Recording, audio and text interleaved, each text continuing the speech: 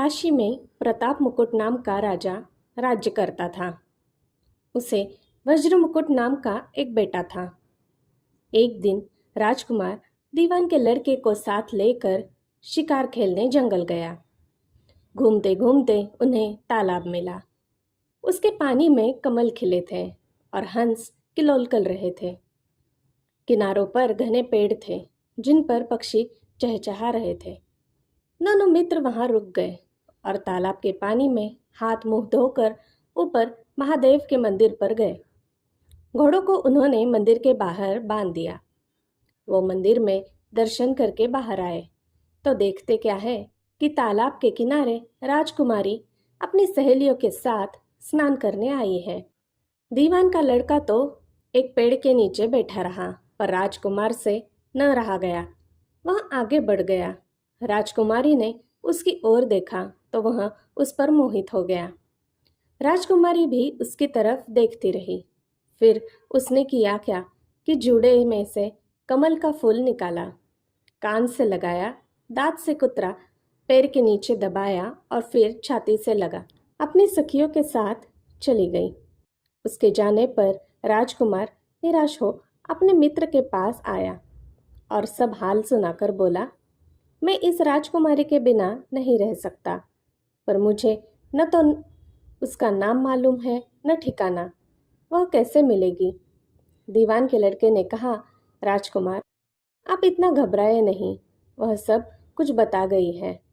राजकुमार ने पूछा, कैसे? वह बोला, उसने कमल का फूल सिर से उतार कर कानों से लगाया तो उसने बताया कि मैं कर्नाटक की रहने वाली हूँ। दांत से कुतरा तो उसका मतलब था कि मैं दंतबाट राजा की बेटी हूँ। पाँव से दबाने का अर्थ था कि मेरा नाम पद्मावती है, और छाती से लगाकर उसने बताया कि तुम मेरे दिल में बस गए हो। इतना सुनना था कि राजकुमार खुशी से फूल उठा। बोला, अब मुझे कर्नाटक देश में ले चलो। दोनों मित्र वहां से चल दिए। घूमते फिरते सैर करते दोनों कई दिन बाद वहां पहुंचे। राजा के महल के पास गए तो एक बुढ़िया अपने द्वार पर बैठी चरखा काटती मिली। उसके पास जाकर दोनों घोड़े से उतर पड़े और बोले, माई, हम सौदागर हैं, हमारा सामान पीछे आ रहा है, हमें रहने को थोड़ी जगह दे दो। उसकी शक्ल सूरत देखकर और बात सुनकर बुढ़िया के मन में ममता उमड़ आई। बोली, बेटा तुम्हारा घर है, जब तक जी में आए रहो। दोनों वहीं ठहर गए। दीवान के बेटे ने उससे पूछा, माई तुम क्या करती हो? तुम्हारे घर में कौन कौन है? तुम्हारी गुजर कैसे होती है? बुढ़िया ने जवाब दिया, बेटा मेरा एक बेटा है जो राजा की चाकरी में है। मैं राजा की बेटी पद्मावती की धाई थी। बूढ़ी हो जाने से अब घर में रहती हूँ। राजा खाने पीने को दे देता है। दिन में एक बार राजकुमारी को देखने महल में जाती हूँ। राजकुमार ने बुढ़िया को कुछ धन दिया और कहा, माई कल तुम वहां जाओ तो राजकुमारी से कह देना कि जेठ सुदी पंचमी को तुम्हें तालाब पर जो राजकुमार मिला था वह आ गया है। अगले दिन जब बुढ़िया राजमहल गई तो उसने राजकुमार का संदेशा उसे दे दिया। सुनते ही राजकुमारी ने गुस्सा होकर हाथों में चंदन लगाकर उसके गाल पर तमाचा मारा और कहा, मेरे घर से निकल जा। बुढ़िया ने घर आकर सब हाल राजकुमार को कह सुनाया। राजकुमार हक्का बक्का रह गया। तब उसके मित्र ने कहा, राजकुमार आप घबराए नहीं, उसकी बातों को समझे। उसने 150 उंगलियां सफेद चंदन से मारी। इससे उसका मतलब यह है कि अभी 10 रोज चांदनी के हैं। उसके बीतने पर मैं अंधेरी रात में मिलूंगी। 10 दिन के बाद बुढ़िया ने फिर राजकुमारी को खबर दी तो इस बार उसने केसर के रंग में 3 उंगलियां डुबोकर उसके मुंह पर मारी और कहा, भाग यहाँ से। बुढ़िया ने आकर सारी बात सुना दी। राजकुमार शोक से व्याकुल हो गया। दीवान के लड़के ने समझाया, इसमें हैरान होने की क्या बात है? उसने कहा है कि मुझे मासिक धर्म हो रहा है, 3 दिन और ठहरो। 3 दिन बीतने पर बुढ़िया फिर वहां पहुंची। इस बार राजकुमारी ने उसे फटकार कर पश्चिम की खिड़की से बाहर निकाल दिया। उसने आकर राजकुमार को बता दिया, सुनकर दीवान का लड़का बोला, मित्र, उसने आज रात को तुम्हें उस खिड़की की राह बुलाया है। मारे खुशी के राजकुमार उछल पड़ा। समय आने पर उसने बुढ़िया की पोशाक पहनी, इत्र लगाया, हथियार बांधे। दोपहर रात बीतने पर वह महल में जा पहुंचा और खिड़की में से होकर अंदर पहुंच गया। राजकुमारी वहां तैयार खड़ी थी। वह उसे भीतर ले गई। अंदर के हाल देखकर राजकुमार की आंखें खुल गई। एक से एक बढ़कर चीजें थीं। रात भर राजकुमार राजकुमारी के साथ रहा। जैसे ही दिन निकलने को आया कि राजकुमारी ने राजकुमार को छिपा दिया और रात होने पर फिर बाहर निकाल लिया। इस तरह कई दिन बीत गए। अचानक एक दिन राजकुमार को अपने मित्र की याद आई। उसे चिंता हुई कि पता नहीं उसका क्या हुआ होगा। उदास देखकर राजकुमारी ने कारण पूछा तो उसने बता दिया। बोला, वह मेरा बड़ा प्यारा दोस्त है, बड़ा चतुर है। उसकी होशियारी से ही तो तुम मुझे मिल पाई हो। राजकुमारी ने कहा, मैं उसके लिए बढ़िया बढ़िया भोजन बनवाती हूँ। तुम उसे खिलाकर तसल्ली देकर लौट आना।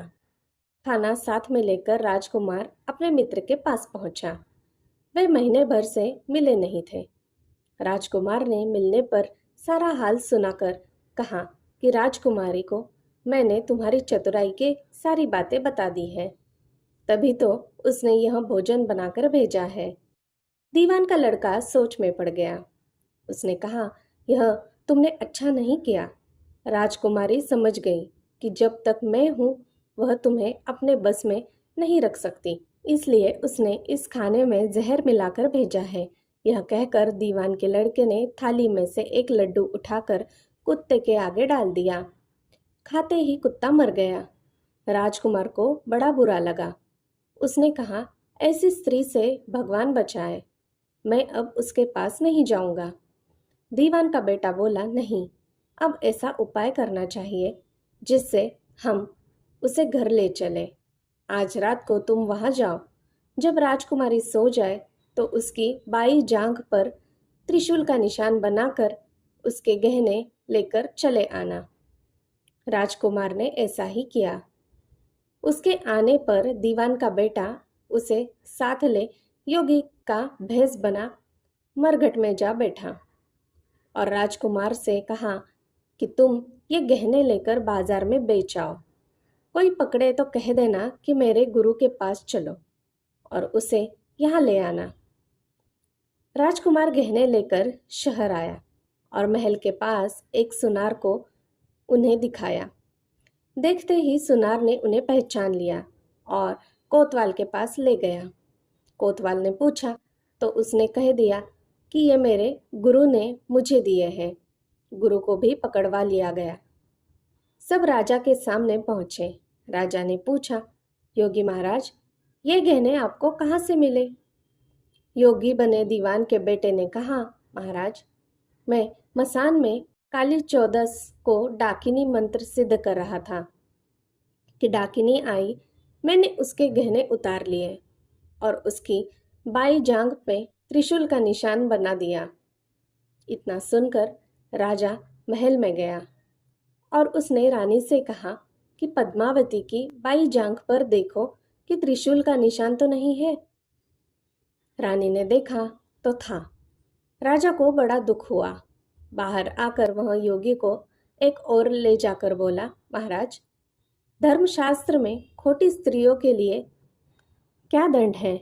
योगी ने जवाब दिया, राजन, ब्राह्मण, गौ, स्त्री, लड़का और अपने आश्रय में रहने वाले से कोई खोटा काम हो जाए तो उसे देश निकाल दे देना चाहिए। यह सुनकर राजा ने पद्मावती को डोली में बिठाकर जंगल में छुड़वा दिया। राजकुमार और दीवान का बेटा तो ताक में बैठे ही थे। राजकुमारी को अकेली पाकर साथ ले अपने नगर में लौट आए और आनंद से रहने लगे। इतनी बात सुनकर बेताल बोला, राजन, यह बताओ कि पाप किसको लगा है? राजा ने कहा, पाप तो राजा को लगा।